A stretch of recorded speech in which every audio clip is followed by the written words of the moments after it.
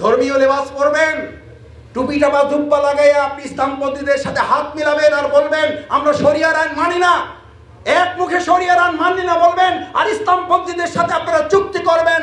এদেশের মুসলমানরা এখন আর সেই বোকার জগতে নাই। ভালো করে বুঝেন, অপেক্ষমান থাকেন। যদি পরিবর্তন হতে সক্ষম না হয়, আল্লাহ বলছেন এক হাসিনা গেছে, এক চাঁদাবাজ গেছে, এখন দখলদার গেছে, যদি পরিবর্তনের সিদ্ধান্ত না দাও, আমি আমার এমন এক জাতি গোষ্ঠী চাপিয়ে দেব যারা তোমাদেরকে আবার শাস্তির মুখে করবে। এটা আল্লাহ করতে পারেন না? পারেন না। অপরাধ কি? অপরাধ শুধু এতটুকু যে আপনি কোরআনের কিছু অংশ পছন্দ হয়েছে মানবেন, কিছু অংশ কষ্ট লাগতেছে আপনি মানবেন না। এই জন্য আল্লাহ দুনিয়ার পানিশমেন্ট, পরকালে শাস্তির কথা বলা হয় না, দুনিয়ার পানিশমেন্ট। ওয়াস্তাবদিল কওমান গায়রুকুম ওয়ালা তাদুররুহু শাইআ, আবার আরেক শেখ হাসিনা আপনার উপরে চাপিয়ে দেওয়া হবে, আরেক চাঁদাবাজ আমাদের উপরে চাপিয়ে হবে। আমি লক্ষ্য করছি আল্লাহর সেই বিধানের দিকে আবার আমরা ধাবিত হচ্ছি।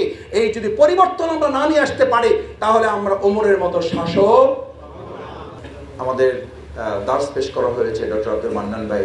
আমি আশা করি যে আপনারা সেখান থেকে শেখার চেষ্টা করেছেন, কারণ মহাগ্রন্থ আল কোরআন তো হচ্ছে এটি। যদি আপনি এটি ভুলে যান, এটিকে উপেক্ষা করেন, আপনি যে দল করেন, আমাকে একজন ভাই স্লিপ দিয়েছেন যে জামাত ইসলামী করা ছাড়াও অন্য ইসলামী দল করলে আপনার ইসলামের হক আদায় হবে কিনা। এই কথা বহু আগে আমরা বলেছি যে আপনারা ব্যবসা করেন না, একই পণ্য বিভিন্ন লোকেরা বিক্রি করেন না? করেন না।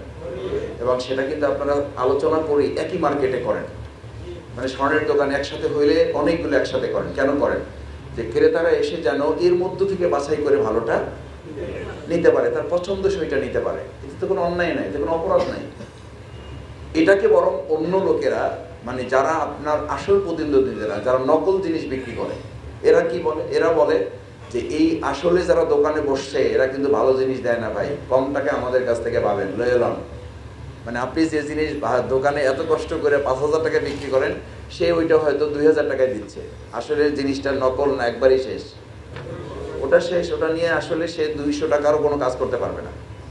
আমাদের মধ্যে এরকম মানব রচিত, মানুষের তৈরি করা কিছু মতবাদের লোকেরা আছে, তারা টোটালি ইসলাম পছন্দ করে না।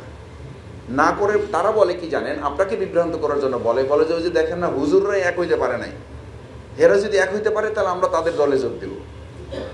কথাটা হলো আসলে তারা ইসলামী পছন্দ করে না, এটা একটা অজুহাত বানাইছে। এটা সুন্দর একটা উদাহরণ আছে। কারণ মানে আপনি বাজারে গেলেন, অনেক ইলিশ মাছের দোকান বসে আছে, তা আপনি 500 টাকা নিয়ে গেছেন, বাসায় মেহমান আছে। এখন আপনি গিয়ে দেখলেন যে ইলিশ মাছের দোকান নিয়ে 10 জন বসে আছে। এটা আপনার জন্য সুবিধা না একটা দোকান থাকলে সুবিধা?